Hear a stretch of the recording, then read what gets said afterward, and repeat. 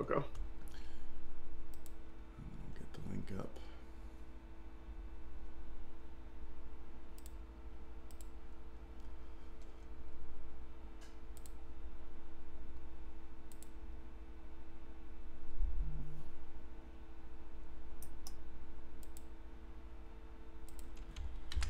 Okay, I'm gonna send out this link.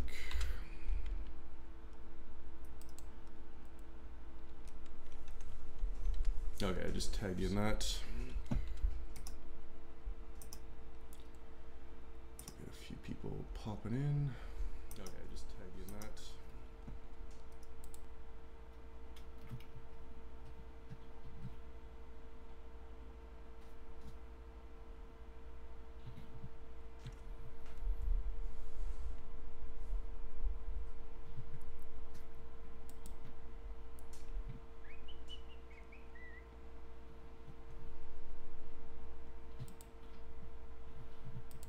People can ask questions, right? Yeah, man. Let's just chat, go back and forth, just kind of talk about a few of our favorite spots, and yeah, I'll maybe kind of start with the New England game, go through a few picks, and ask you a few questions, and yeah, just kind of do the same on the other game. But yeah, let's just keep it chatty, go back and forth. Yeah.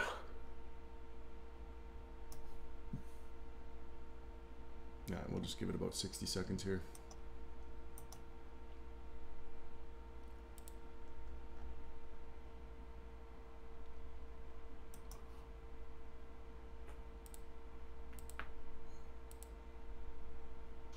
How was yesterday for you? Really good.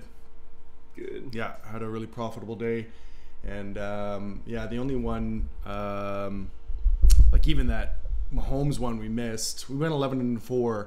That Mahomes one we missed, and really, like, if it weren't for that freaking block punt TD, I think we got it, because we only missed by 1.5, and then that block punt TD. Not only does it make the game close, but they get an extra possession out of it, and we only missed by 1.5. So yeah, it was a bit of a bummer. How was your day? It wasn't great, but it wasn't bad. Yeah. And I ended up kind of being saved by college basketball action. Nice. Which, like, I don't know much about college basketball, but there are some sharp guys at Action who cover it. So I basically just tag, like, I just trail what they bet, you know. Yeah. So cool. We got a few people filtering in here. If you're out there, guys, say what's up. We're gonna get going just in a minute or so here. Wait for a few more people to come in. We're live with Matthew Freedman of the Action Network. Going to talk some props for the next 30 minutes or so ahead of kickoff here. So, yeah, feel free to say hi, guys, in the chat, and definitely bring some questions for the games today. Yeah, I was just telling Matthew that we had a really good day on Bet the Prop yesterday.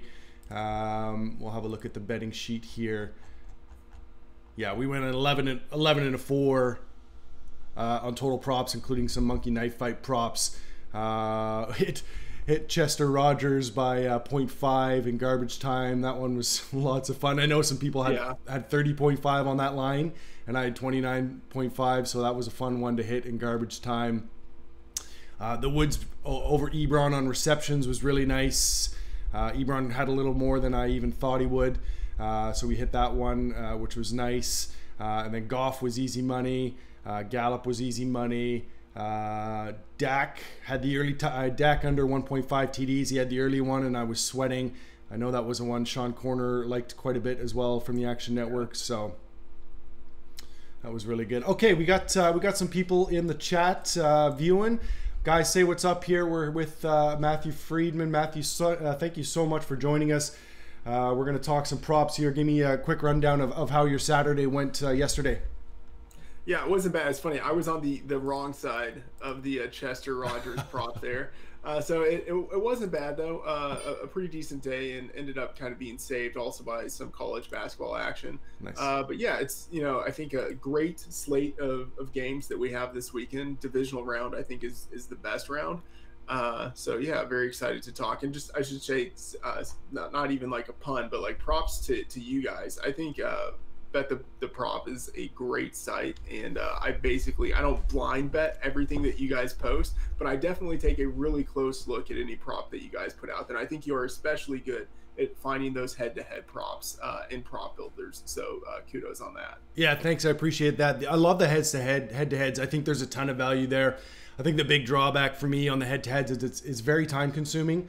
To kind of plug in all those plays and look for the values. I'm kind of hoping that I love their prop builder, but I hope they can find a little bit better interface moving ahead to not make it so time consuming because yeah, there's great value on those, but it does take a lot of time to kind of match those up. So I'm happy to get those. We do pay a little extra juice on those, usually 1.82 instead of 1.87, minus 122 instead of minus 115.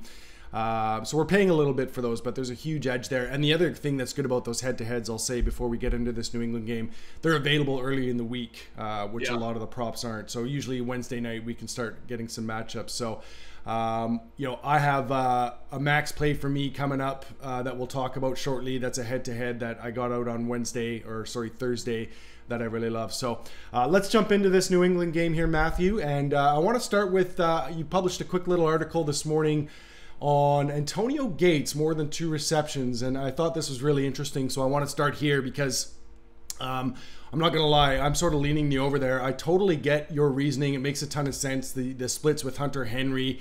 I guess my concern here is that Hunter Henry, is going to be pretty limited in this one and, won't have too much of a role. What's your thinking in betting the over here on 2.0? Are you concerned about Hunter Henry at all?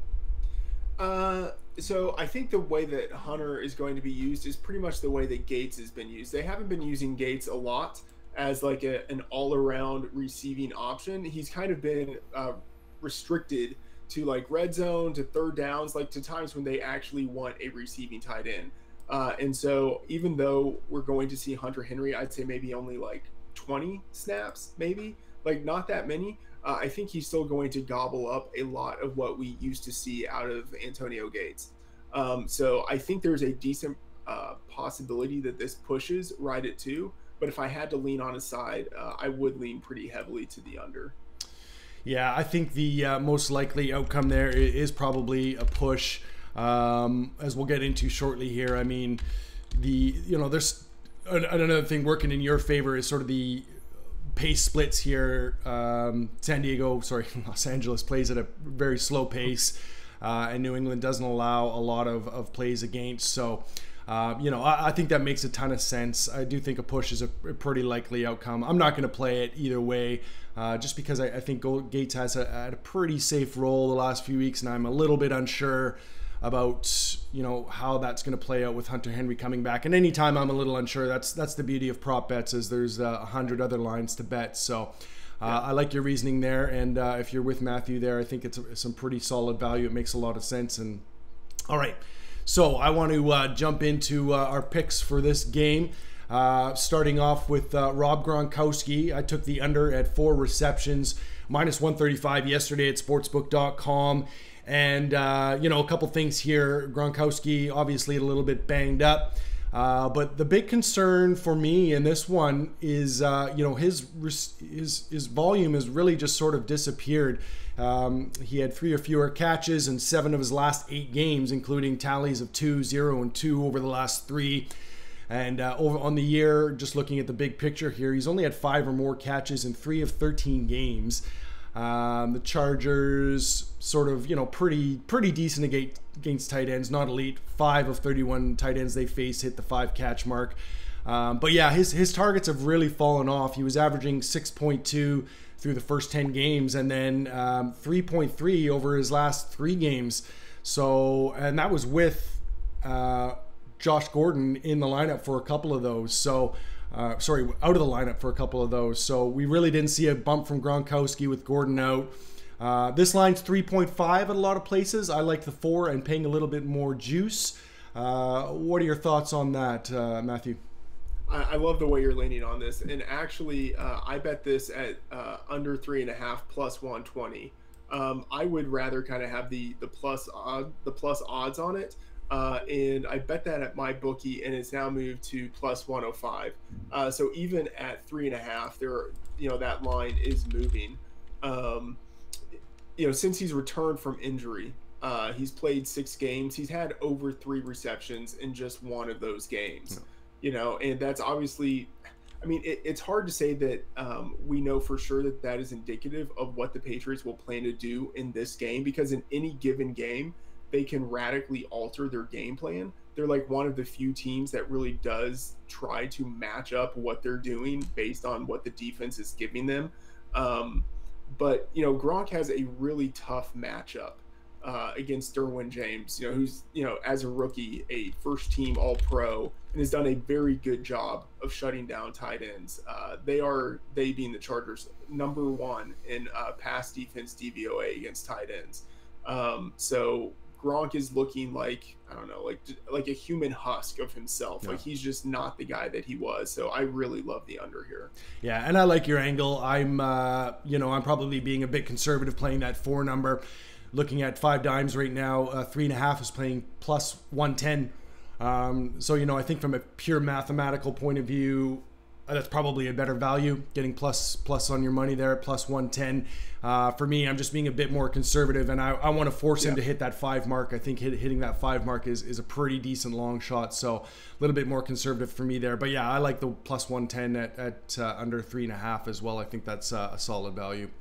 Yeah, I'm curious about your thoughts on James White, because this feels like a very James White type of game, or like a very running back focused type of game for the Patriots. So I think it's not a good matchup for Edelman going against Desmond King in the slot. Obviously not a good matchup for Gronk. I don't think it's a good matchup for Hogan, who I expect to see a lot of Casey Hayward on the outside. So if the Chargers are matching up really well against the 3 pass catchers who aren't James White, it feels like a clear place where targets would be funneled to James White, especially because the Chargers are without a lot of their starting linebackers. But of course, that does mean that they're also playing more defensive backs at the linebacker position, and I would expect defensive backs to be better in pass defense. So I'm curious as to your thoughts on James White. Yeah, I mean, that makes a ton of sense. That number is pretty high for me. We're looking at it right now, 45.5 with minus 110 at Bovada. That number is just a little too high for me. Running back receptions and receiving yards props are pretty high variance. So, when I see a big number like that, it makes me nervous. Everything you say makes a ton of sense. But I also think that, Sony Michel could see a lot of run. And, I think that trying to make money off of guessing the New England backfield is a pretty tough proposition in general. Everything you say makes a ton of sense. 5 receptions is the line on him, plus 110. I mean, even that, he's got to hit 6 receptions. Boy, it's a tough number. It's a big number. I see that Sean Corner has him projected for 39.1 yards. So that makes it one of the best bets on the board as far as the under. It gets a quality rating of 9 in the tool there. So, it's lean under or no play for me, simply on the fact that the number's too big. I want to see this number under 40 if I'm going to be betting the over, and even then it's probably going to be a smaller play just because of the variance on these types of props. But that said, I mean, I think it's going to be a lot of Edelman and a lot of White. I think that's going to be the main way that they're going to move the ball in this one. So just a bit of a too big of a number for me to chase there. It makes me a little bit nervous. I think that's good analysis. So for me, like, Sean Corner is one of the best guys at projecting. So I feel like I need to get better this next year at kind of knowing when I really just need to trust Sean, and then like knowing the times when it's okay for me kind of to go against his analysis a little bit, because he doesn't get stuff right all the time, but he definitely gets stuff right more often than I do. And I've done well this year relying on his analysis. But there are just times where I'm like, oh, this feels like, it could go one way. So I think I just kind of need to get better at thinking about that stuff. Yeah, I agree. I mean, I don't bet blindly with Sean, but anytime I'm leaning one way and he's leaning hard another way, it definitely gives me pause and makes me re-examine these types of things. And we're going to get into another very similar one with that in the next game with Ted Ginn, because big discrepancy there between sort of what you would think is an obvious one and what he's projecting. So that'll be an interesting one. All right. We got some people watching. Say hi, guys, if you have any questions. We're going to move on to the next pick in this game. And So we got Gronkowski under. Real quick, Melvin Gordon, I booked under 66.5, minus 115 at sportsbook.com. That line's kind of all over the place, different books. I saw that there was heavy juice on the under at 69.5 this morning. So yeah, shop around on that one for sure. But, you know, I don't think Gordon's going to be limited in this one. I think he's going to play a decent complement of snaps. It sounds like he practiced in full and there's no real issues. But, you know, he's really going to need the volume to get there, I think, in this one. And I'm not sure he gets that with the game flow. The Patriots offense much better at home. A 16.3 point differential at home compared to a negative 2.4 on the road. They score points at a much better pace at home. And then with Gordon, you know, one good knee or two good knees or no good knees. He hasn't hit this number since early November. I think it was the first week of November. He hit 70 yards over the last 4 games, averaging 46 yards in that stretch. And, you know, between a game script where he's an underdog, possibly limited by a knee injury, this number is just a little too high. I'd probably play it all the way down to about 60 or so. What are your thoughts on Melvin? Yeah, entirely agree. Nothing more to add. Yeah, I mean, just entirely agree. Okay, and then the third pick in that one was Mike Williams. He, I think he's probably going to get a lot of Stephen Gilmore on the outside. Yeah. I'm guessing. I don't know exactly how that's going to shake out, but that seems to make the most sense. Having Keenan Allen in the slot, kind of avoiding him. So that number is just a little too high when we look at the receivers that have matched up against Gilmore in recent weeks. Antonio Brown got stymied for under 50. I believe Robbie Anderson under 50 as well. So, you know, it's a bit of a low number for a guy who's a big play threat. But I think just looking at the averages here, there's definitely some value there. You have any beef with that pick, Matthew? No, I totally agree with it. What we've seen out of the Patriots in the second half of the season is that if there's a pretty dominant slot receiver on a team, they will move Jason McCourty into the slot. And although he hasn't been a slot defender at all till, you know, this season, they will put him in the slot to kind of try to lock down that guy and give him some safety help. And they will have Stephon Gilmore shadow the other receiver on the outside. Yeah. So I do agree that I think we're going to see a lot of Gilmore on Mike Williams. And so if I had to go with any of the receivers, like, and this is maybe more of a DFS perspective or something, but I think Tyrell Williams would kind of be the guy who has a chance out of the receivers of winning his matchup. Yeah, I agree. And his number's really small, 24.5 on the receiving yardage. I think that's probably pretty good value. Sean Corner projecting him for 29.7. Williams really been pretty invisible the last few weeks, so it takes a little bit of a leap of faith on that one. But everything you say makes a ton of sense. He might have the softest matchup today. Combine that with just a really tiny number in that 24.5. And I think that's a good way to play the Chargers receivers if you don't want to go low on Mike Williams. Yeah, I think that's fair. I mean, I think I would rather go low on Mike Williams than high on Tyrell Gazelle. But I do agree with the analysis on Mike Williams. Cool. There. And then we'll just mention one more before we move on to the next game. I've sent out this exclusive email pick yesterday afternoon. 4-0 on these picks so far this year. Make sure to head on over to our homepage and sign up for that. So we'll let the cat out of the bag on this one. And we're chasing a bit of a big number here, but I think it's a ton of value. We took the over on 6 receptions for Julian Edelman, and that was at even money, minus 115 yesterday. And I warned in the email that that line was not going to be available for long at even money, and sure enough, it's moved quite heavily already. I bet that at minus 115 yesterday, and it's already down to, I think, minus 143 at Bet Online where I bet it.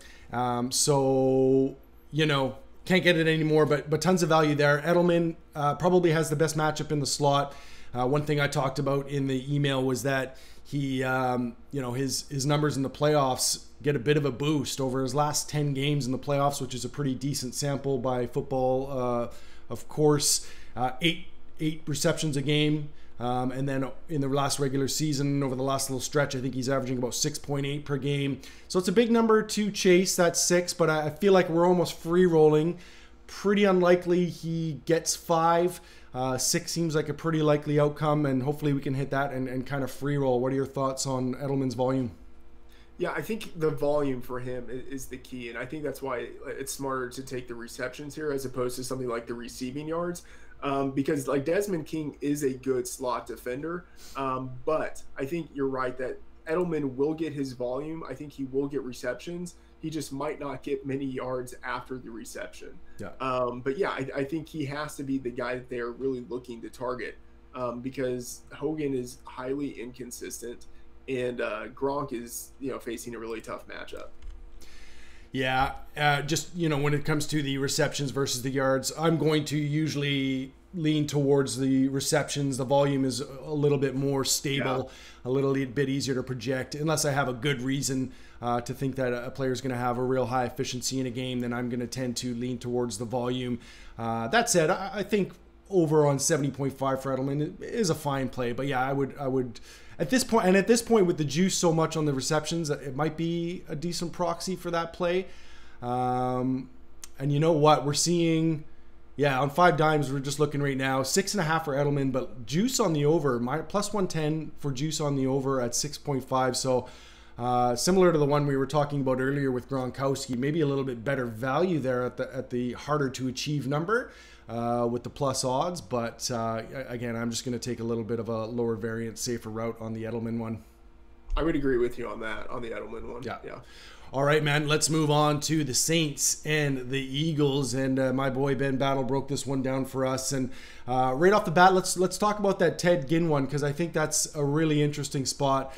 No secret that Ted Ginn, much better at home. His splits at home are phenomenal. I'm just going to bring those up here quickly. Let's have a look here. Yeah, the home splits for Ginn over his last 20 games, 60.4 yards at home in the Superdome per game, 39.2 yards on the road. So some really tasty splits for us in favor. His line, 49.5. We got that at minus 105. But a couple things here really interesting. Sean Corner projecting him for 43.5 yards. So that's really, a big discrepancy that gives me pause on this one. I'm not going to lie. And the other interesting thing is this line's moving in the wrong direction for us. I think a lot of people are pounding the over, which is not a surprise. So that was at 49.5 yesterday. Looks like 52.5 right now on sportsbook.com. So moving the wrong direction if you're looking at the over. So, I'm not going to lie. I'm a little bit nervous on that one. Ted Ginn, a bit of a hit and miss. And Sean Corner projecting him a little lower than we're looking at. So do you have any thoughts on Ginn? Yeah, so I almost wrote up Ginn as the guy to target the under for, in part because Sean is so strong on his projection against him, but I couldn't do it. I wrote the article, then I was like, no, I don't have conviction in this. Because he's right around 3.5 receptions per game for his, I think, 20 games, right, with the Saints. And as you mentioned, the home splits, he's even better at home, which, kind of makes sense. Just that entire passing offense gets a boost when it's playing at the Superdome. So it's not something that I actually feel comfortable going with on the under. Now, if, as you mentioned, this line continues to go up, and, I might feel a little bit more comfortable taking the under I just think there's so much value close to game time. But as of now, I just feel like so conflicted on this that I'm not going to take a position. Yeah, that makes a lot of sense. I agree with everything you said. I think now that we're sort of floating up to this low 50 number, 52.5 at even money plus 100 on that, I don't want to make that bet, but I think that there's some value there for sure. Such a boom bust performer, and the projections have him pretty low. So, that bet has a quality rating of 10 in the props tool, based on the fact that we're getting a plus number there. So, I think if you want to play it that way, there's some pretty good value. We've got the over on 49.5, and the thing with Ginn is that, it only takes 1 or 2 plays to get there. Yeah. The Eagles very susceptible to the deep play. I think they've given up the 4th most plays of 20 yards or more. And yeah, generally just in that game, as we'll get into in some other props here, it's a really tricky one to cap because, obviously Saints passing offense much better at home. The Eagles very, very poor pass defense makes it an obvious candidate to attack, but Saints are a big favorite. So, if they can jump out to a lead, they should be running the ball. So it's very hard to say. I mean, you'd think they'd be running the ball as a favorite, but, Philly very susceptible in the passing game. So it's a tricky one to kind of cap. What are your thoughts on how to play that Saints passing game in general? Yeah, so this year, with Mark Ingram, I believe that Drew Brees is averaging 29.5 pass attempts per game. And obviously, as you mentioned, a lot of that has been due to the fact that they've been ahead in games, so they're comfortable running. But they want to be a running team anyway. But as you mentioned, the Eagles are susceptible to the pass, especially because they have basically backup cornerbacks playing there now because of the injuries they've suffered during the season. They allow the third most receptions and the third most passing yards to wide receivers. And then they are actually pretty good at run defense. They have one of the best defensive lines in the league. So it wouldn't be surprising to me if, although we normally see the Saints want to run the ball, if they did go a little pass heavy. But because they have just a plethora of options, they have Traquan Smith, they have Keith Kirkwood, neither of whom gets a lot of targets, but might get enough targets to siphon what we would normally expect to see to Ted Ginn. It just makes me a little hesitant about Ginn and also those other two guys. I think the real beneficiary is Michael Thomas, who even with almost no usage in I think the Week 11 game, was able to put up a lot of yards.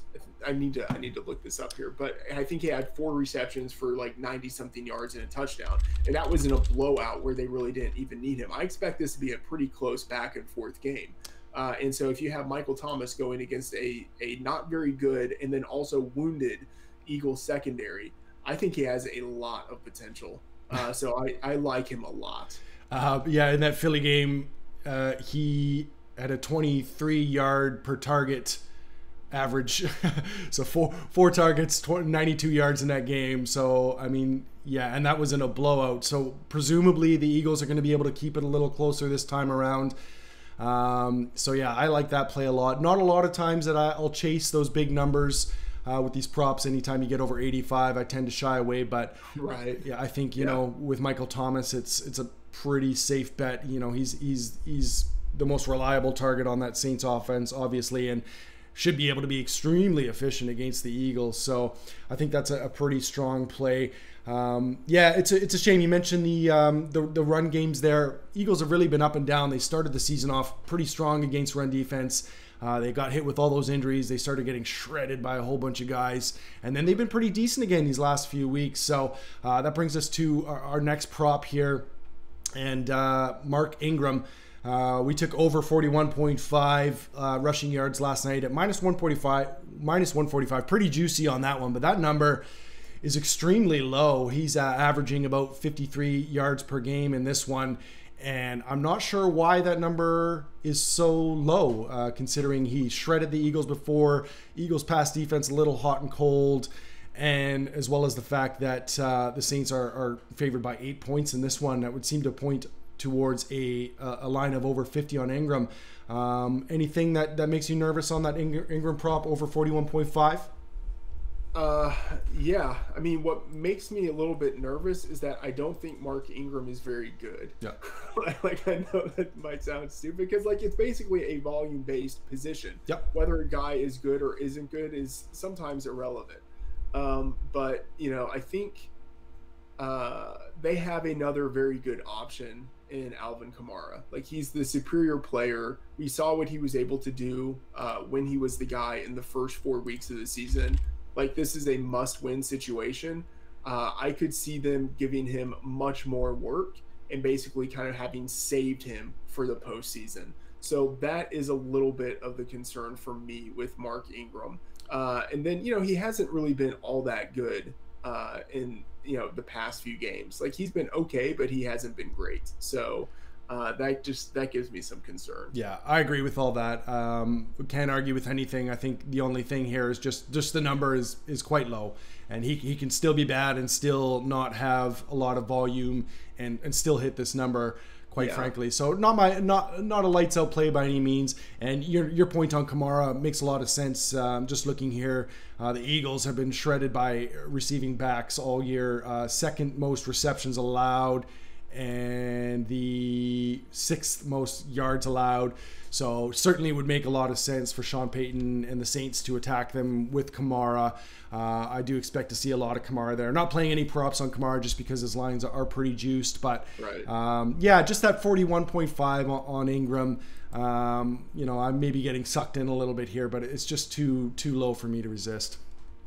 I mean that's fair. It wouldn't be surprising if he had like a standard Mark Ingram 60-yard game. We could easily see that. Yeah. Okay. Let's run down another prop for this game. And we talked about Jin. We talked about Ingram. Let's talk about Alshon Jeffrey. So I referenced earlier. So I'll say first of all the pick on this one over 4.5 receptions. We booked this at -114 at Bet Online. Certainly looks like a phenomenal value. The Eagles 8-point underdogs in this one, which suggests a script where they're going to be throwing it around. Alshon has had a 24% market share with Foles under center, getting 6.8 targets per game. His catch rate is phenomenal, 81% with Foles, getting 5.5 catches per game with Foles. And he's hit 5 receptions in 3 of his last 4. So certainly some nice indicators there for Jeffrey. Now, I will say that probably my biggest bet of the weekend I booked on Thursday night with these head-to-heads, and that is Julian Edelman over Alshon Jeffrey in receptions, which is a big bet for me. Just their volume profiles are a little bit not quite in the same league, so I was happy to take. So I'm trying to thread the needle here a little bit. Matthew, how do you feel about my chances of hitting both? Yeah, so you're hoping that Edelman gets like 7 or 8 receptions. Correct. And that Jeffrey fits in with like 6, something like that. Yeah, I could see that happening. I mean, I think there's actually a fair chance of that happening. As you mentioned, Jeffrey, he gets targeted in a different way when Foles is under center, and I do expect this to be a pass-heavy game. So yeah, I think it's 4.5, right? Yeah. What was the line you got it at? Let's have a look here. I think it was standard -115. Yeah, -114. Yeah. So that's interesting. We have him projected right around 4.5, but this would be one of those instances where I would probably go against corner a little bit and lean towards 5. Yeah. Yeah. I think it's not strong for me, but I do like that side. Yeah, it makes a ton of sense, and I think so much of this game is going to come down to the script. If the Saints can jump out, I think that our bets are going to fall into place pretty well. If the Eagles can keep it close, these picks could be pretty close. I'm not going to be feeling great about it if the Eagles can get a quick touchdown, turnover, something like that. But yeah, I think that the 4.5 for Alshon, just from an averages point of view and a game script point of view, I do think there's a bit of value there. It's not lights out, but I do think it's a pretty strong value. Let me ask you this, another one I'm kind of eyeing in the next, 2. Let's talk about 2 before we head off here. Drew Brees is getting -120 on over 2 touchdowns. He averages 3 at home. Of course, we talk. Oh, it looks like that's moved to -130 now. But so over 2 on Drew Brees at -130. What are your thoughts on that? So we have him projected exactly for 2 in the Fantasy Labs props tool. I would lean to the over on that. In part because, as you mentioned, like he's just a different quarterback at home.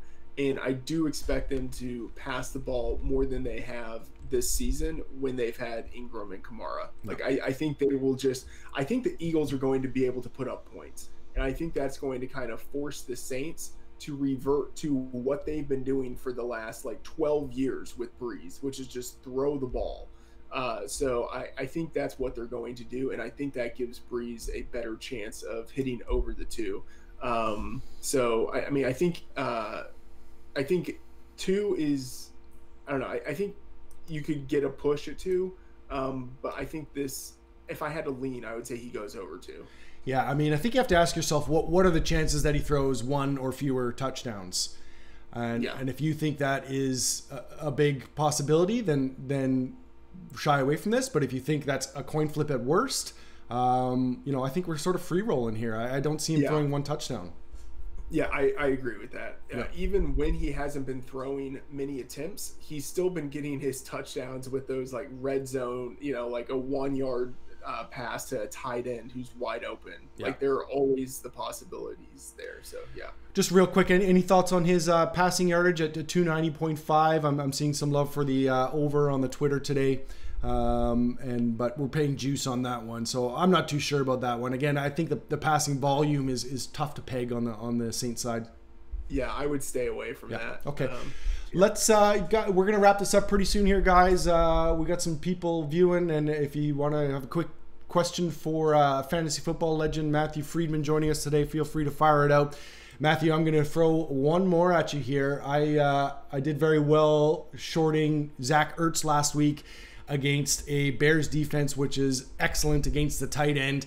And now they get a defense which might be even better against the tight end in the Saints. Ertz was held to a minuscule total against the Saints earlier this year. I can't remember what it was. It was under 20. And his line's being set at 62.5. I am going to find it very, very hard to resist playing that. The Saints have been simply lights out against tight ends. What are your thoughts on Ertz 62.5?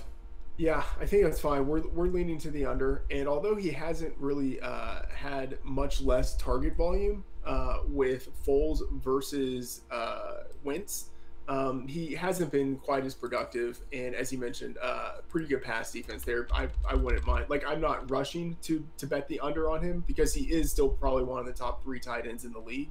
And tight end defense is one of those things that like can be hard to judge.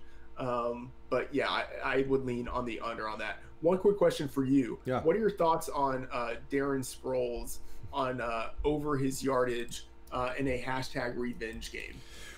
Right. I'm assuming we're talking receiving yardage. Receiving yardage right now, 20.5 yards. Yeah. Let's have a look here. He's kind of one of those guys that we're assuming he's going to get a ton of volume, but it hasn't really been there. Just looking at his last few games, 3 targets each over his last 2 games, 2 receptions. So, I mean, he hasn't gone over 3 receptions since week 1. He's only cracked 20 in his last 5 games. He's only cracked 20 yards twice. So, the Saints a little bit more susceptible to the running back pass. Again, I think it's just kind of a question of whether you think the Eagles are going to be behind big and early in this one. If you do, then I think that makes a solid play. If like you say, you think the Eagles are going to be able to put up some points, I'd probably shade under. I think that line's a bit too high. 20.5. I'd probably set it at like 17.5. I think that makes a little bit more sense. That said, Sean Corner, very bullish on him. Even at 20.5, he's taking the over, projecting him for 22.6. So, it's probably going to be a no play for me. Sproles, it's a very sort of high variance bet. There's not a lot of volume there, and the Eagles have really been, that's turned into a 3-headed monster in the backfield. It's sort of hard to rely on anyone there. So, do you have any strong leans on Sproles? Yeah, maybe this is more of like a heart thing, but it's like kind of like James White with the matchup. Like I think they're going to use Sproles quite a bit. They used him significantly as a runner last week, and I don't think that's going to translate on the ground, but I think it shows a willingness to use him all the way around. Like I think they know that he's probably still, even though he's like 34 or something, like he's still their most dynamic back. And I think the way that they are going to score points is basically by committing to the pass right away. And he's a significant part of their passing threat, even if he's not getting a lot of work. But I think they will give him work. I think he matches up well with those linebackers in coverage. Yeah, that makes a lot of sense. I would say the only thing for me, and this is just from a general point of view, not specific to Sproles, but I have been, as this year's gone on, I've sort of realized that these running back receptions ones are a lot of fun, but they're very, they're high variance. Yeah. They're pretty hit and miss. So, I think what you're saying makes a lot of sense, but it does make me a little bit nervous on the Sproles one. But, I think a small play on the over is totally fine there. Yeah.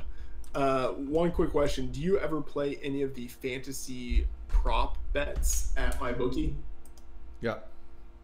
Yeah. So, sorry, I lost your audio for a second there, Matthew. 1 second here. Do you hear me now? Can you hear me? Yeah, we're going to get an echo here anyway. I lost you. But the people should be able to hear you. But you know what? That works out well because we're about hit our time. We've covered, I think, everything we want to cover. Matthew, I want to thank you so much for joining us today. Awesome to have you on the stream and get your take on. I know that the props have been big for you, something you started doing a little bit more this year. So good to get your angle on things. And just before we go, give me a quick idea. What's your take on props? For me personally, I've had more fun this year sweating props than I've had in years, more than fantasy, more than betting sides. It's a fun way to sweat a game, and it's been an absolute blast getting these picks out for our growing audience. Oh yeah, I love props. Been very profitable for me this year, and this was really my first year to get into prop betting, and so lots of fun, especially using the resources that you provided, the resources at RotoViz, and then obviously everything at Fantasy Labs and Action Network. So yeah, a lot of fun, and I think the prop betting market is just going to continue to explode as sports betting is popularized. So Yeah. I think a lot of opportunity for people who are really focused on player props. Such soft markets, very beatable markets. Yeah. I think much more so than DFS, where there's just so many smart people you're competing against. And what I'm really hoping to see in the next few years is some of these live sports books start to offer a few more of these lines. I think that'll maybe really change the game a little bit to get some of that live action in the sports books fired up. So I'm excited to see what happens. Matthew, thank you so much for joining us. Really appreciate it. And best of luck on this Sunday to you, whatever your action is. All right. Thanks. Have a good one. Okay. Thanks.